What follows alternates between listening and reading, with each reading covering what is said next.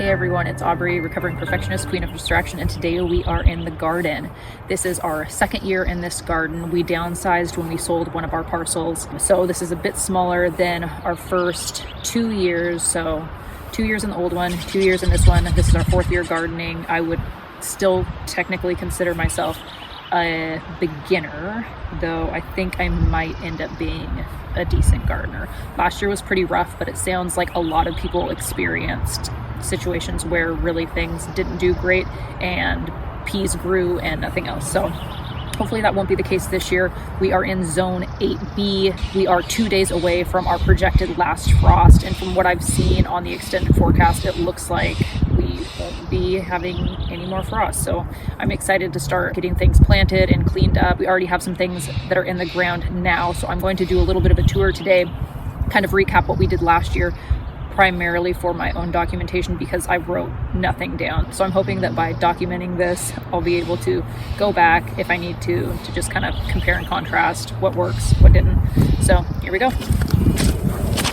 Side note, it is actually supposed to start raining soon, so I'm going to also be doing some tidying in the greenhouse today, which I will take you guys along for.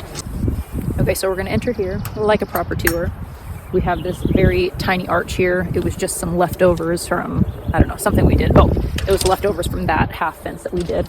On the garden side up there, I did pumpkins and zucchini there last year. I will probably end up doing the same thing this year. We would, realistically try and do some kind of crop rotation, but it's only the second year, so I think it should be fine. And then on the other side, I did zinnias last year. Tried to do carnations. They didn't end up working out. And then snapdragons, which some of them actually ended up coming back this year, so that was exciting. This is new to me this year. I have some cabbage under those little mesh waste baskets, hoping that the rabbits don't get to those. Those strawberry plants I planted last year. I need to do a little bit of cleaning up in there. Hopefully we'll get some more. I'm not sure if I'm going to end up keeping those there long term. I might try and do like a gutter system. I've seen people drill holes in gutters and then plant their strawberries in there. And then I think that I would maybe, put them up again or hang them from the fence somehow. Last year I had some black-eyed Susans climbing this. I'm probably going to do the same thing this year. Parsley, and then some kale plants that have come back. I did basil here last year. That didn't do super great. I did beets here last year.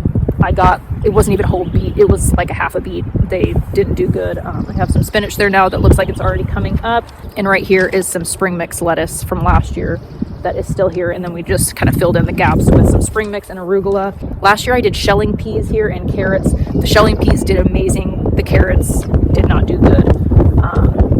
Right here, this year, oh my gosh, the wind. I hope that's not going to be bad on the camera. This year we have, I think, just bok choy beets. But we have two small rows of beets and then one row of bok choy. This bed is a whole bed of carrots. Last year we did peas on both sides. Our beans didn't end up doing anything. I tried to grow broccoli and cauliflower, and I got like a piece of cauliflower and a piece of broccoli. I'm not going to do broccoli or cauliflower this year. I might try and grow Romanesco this fall. I'm not sure. I might try and push those things to a cooler season if I end up doing a fall garden, but time will tell. So peas are in here. We did tomatoes in here last year. I'm not sure if that's where they're going to go this year or not, but the peas are already starting to come up, and then I do have some peas that are coming up there as well.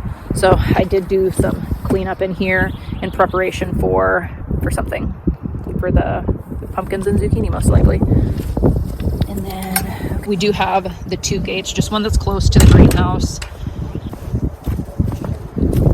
So there's this. Josh and I just finished this recently. I will most likely do some flowers, but I also want to do some herbs and then maybe some veggies that will be rabbit and deer resistant. So hopefully that goes well. But I don't have anything for sure planned there just yet. And yeah, so okay, I'm going to do some cleanup and then we'll end up in the greenhouse when we end up in the greenhouse.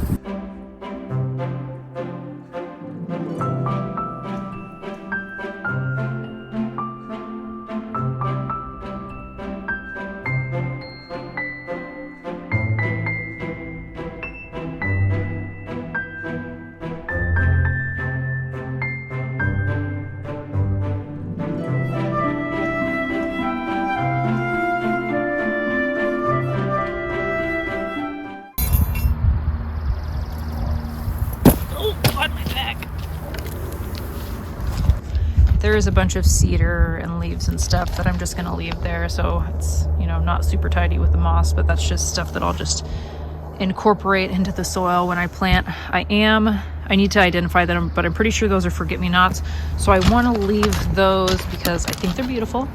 And then that I'm pretty sure is self-heal, which I try to keep any weeds that are technically beneficial herbs, so I just try and make room for those.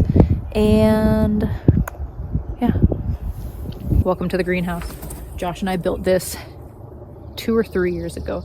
I can't remember exactly. It's faded a little bit. I can't remember what the technique he used was. I believe it was Japanese, but basically you oil the wood and then you light it on fire, which if Josh can light it on fire, believe me, he will do it.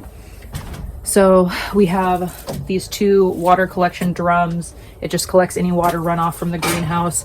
I use it primarily for watering plants and watering the chickens.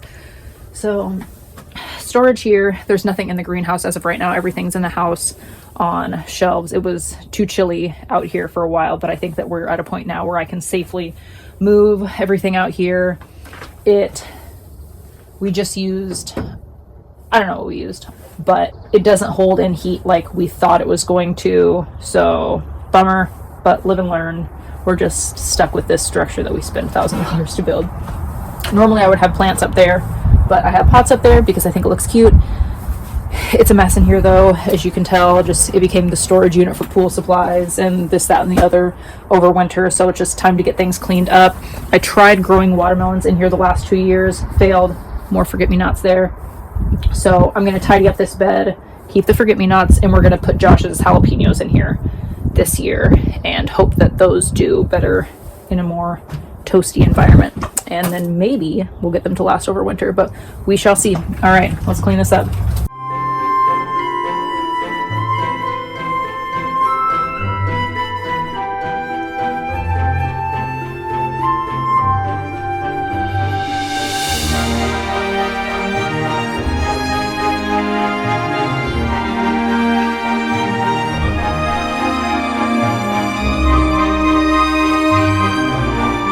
Look at this little buddy that I found. Hey friend. I'm gonna find a better spot for you to go, okay? I guess down here was pretty good, but you just need to move along, little fella. Move along. That's cute.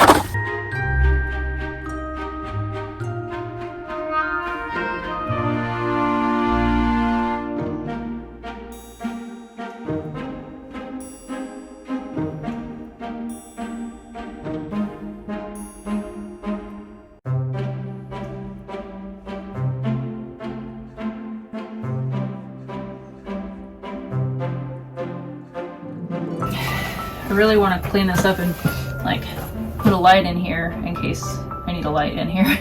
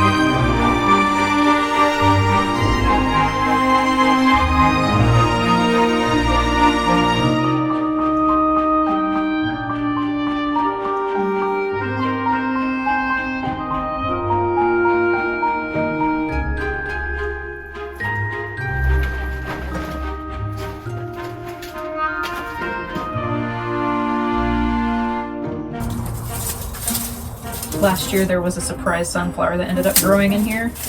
I hope I get another one this year.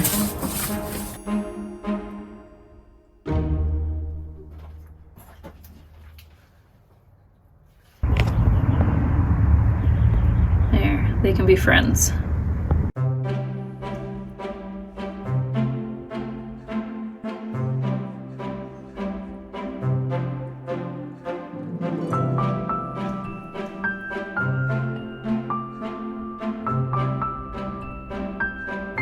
Well, the cleanup down there was relatively easy because it's just the driest dirt I've ever felt in my entire life down there. I'm surprised anything is able to grow. So I'm going to water the soil because my theory is that if I water it, maybe it'll attract some life. We'll get the good things going in there. And then before we plant the jalapenos, I will add some compost to this because I like to pretend I know what I'm doing.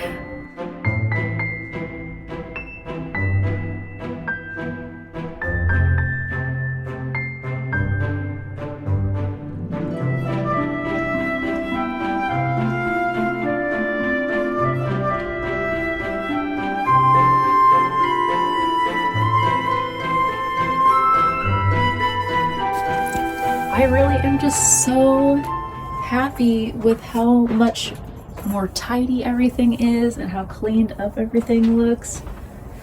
It feels so good to get that done. And now I think I'm gonna go in the house and grab all of our starts that we have and move everybody out here.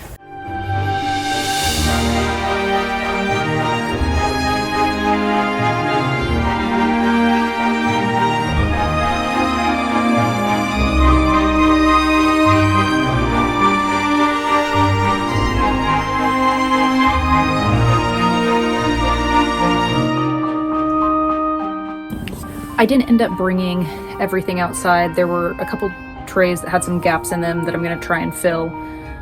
Just all my seeds are in the house and it's gonna be easier if I can do it in there. Alec is in the process of waking up. So I moved out snapdragons, lavender, my marigolds, some pumpkins, my loofah gourd, tomatoes, my echinacea, and my black-eyed Susan.